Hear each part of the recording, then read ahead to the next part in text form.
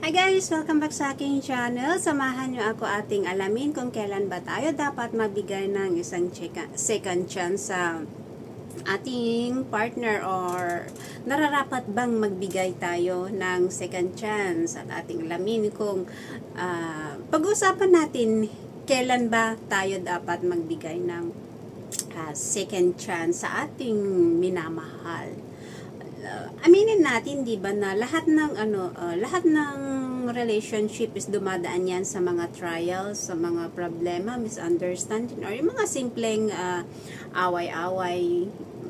Siguro mga pinag-aawayan is mga andan yung cheating, lying, yung mga ganyan mga simpleng bagay. Pero what if dumating yung time talaga na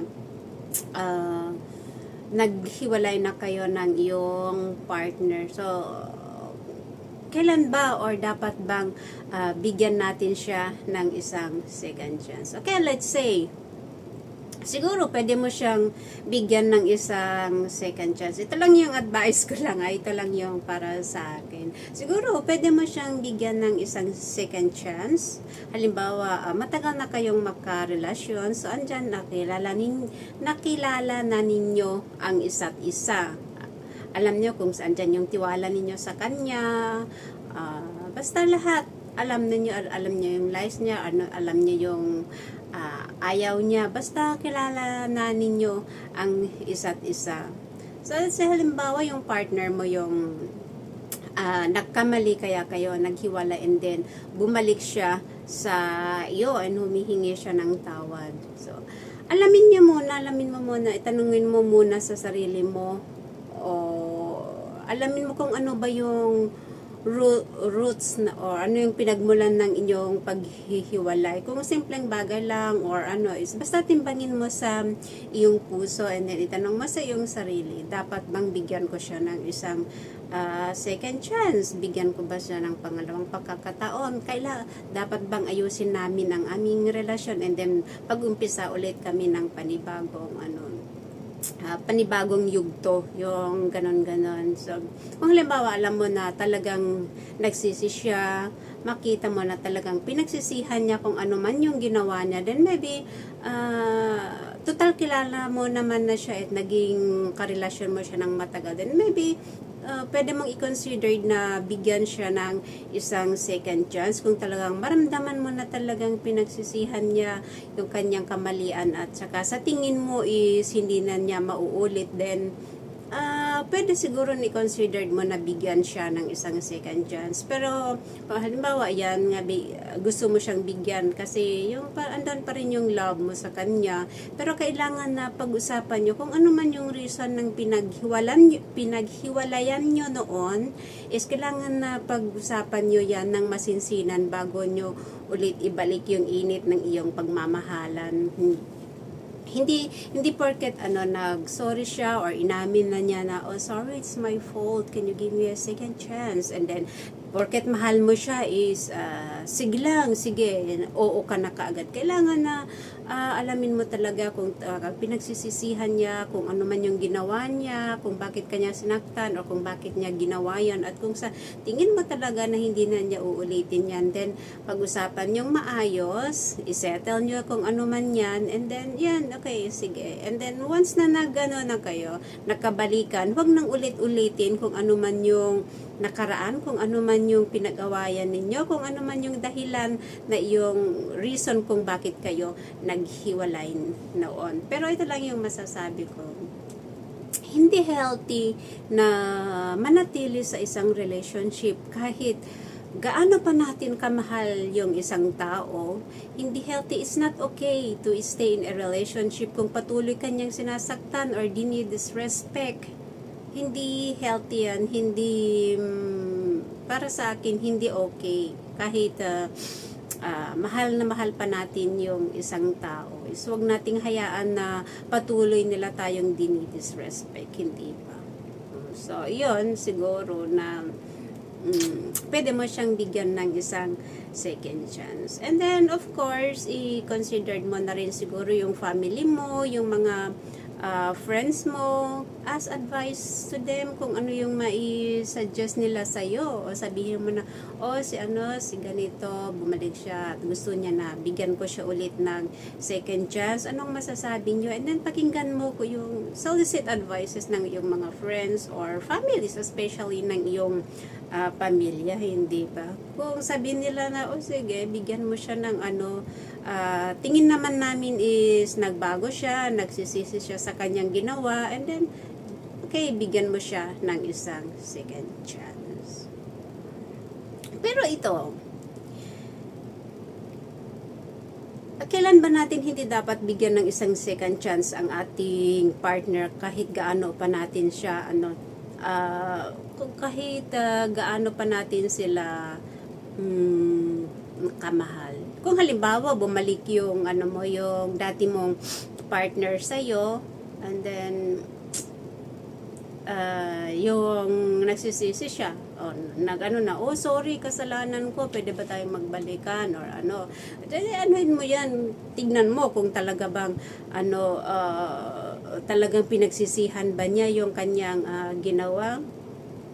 So maging honest ka sa iyong sarili, listen to your heart, hindi ba? Tulad nga ng sabi ko na hindi porket nagsisi siya. Paano kung halimbawa yung reason na kung bakit kayo naghiwalay is patuloy siyang nang bababae, patuloy siyang sinasaktan kanya physically or whatever na tingnan mo, kung halimbawa ba binigyan mo siya ng second chance, hindi ba niya gagawin ulit yung mga yan, na mga ganyan na ginagawa?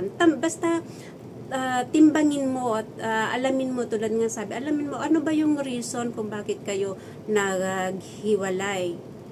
Pero kung sa tingin mo is hindi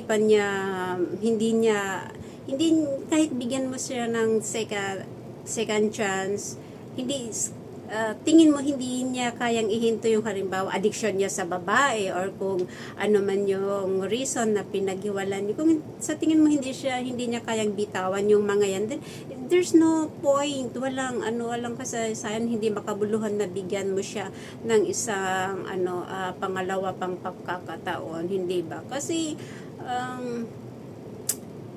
isipin mo, you will simply get hurt again and again and again. Ikaw ba, gusto mo ba na masaktan ka? Paulit-ulit na masaktan ka, hindi masaktan ka. Hindi, yan baka ikaw pa yung maging kawawa. Hindi ba? Yes, aminin natin, yes, it's hard. It's hard, but you have to willingly to say no. Hindi ba?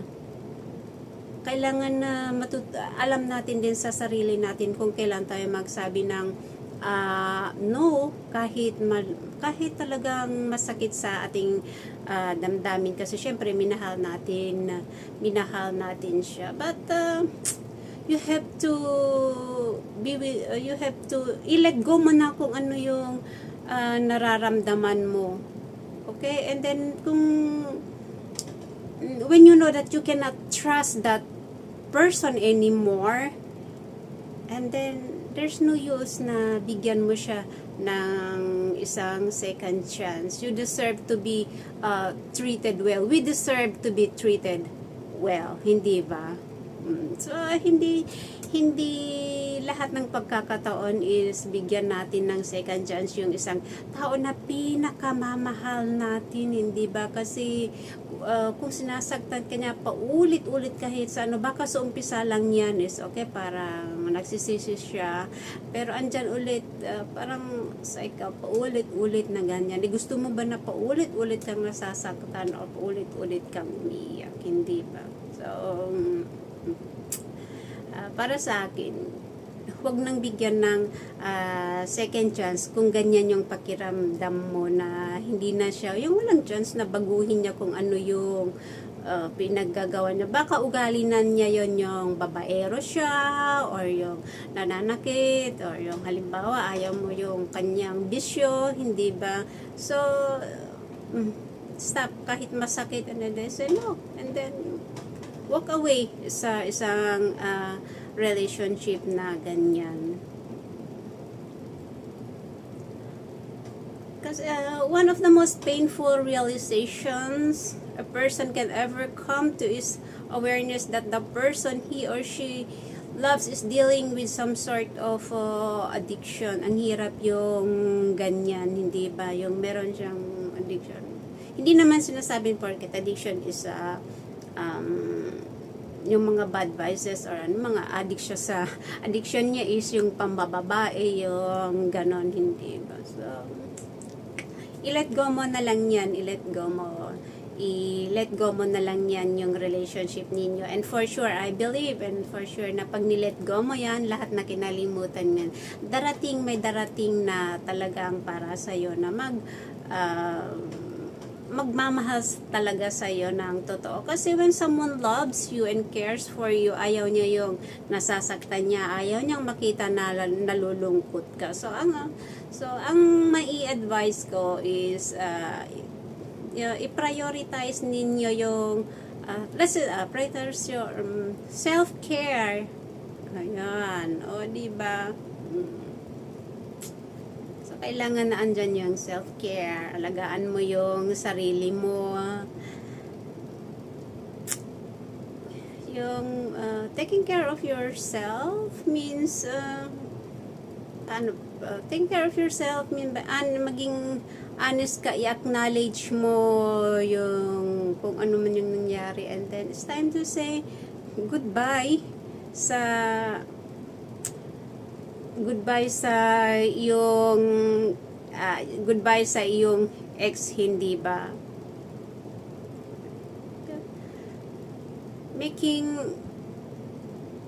that move won't be easy para sa atin, lalo sa ating mga babae, but just think of what it could mean for you as you look to a future of new responsibilities. May possibilities na bagong dumating sa'yo, bagong love na dumating sa'yo, hindi ba? So, yun guys,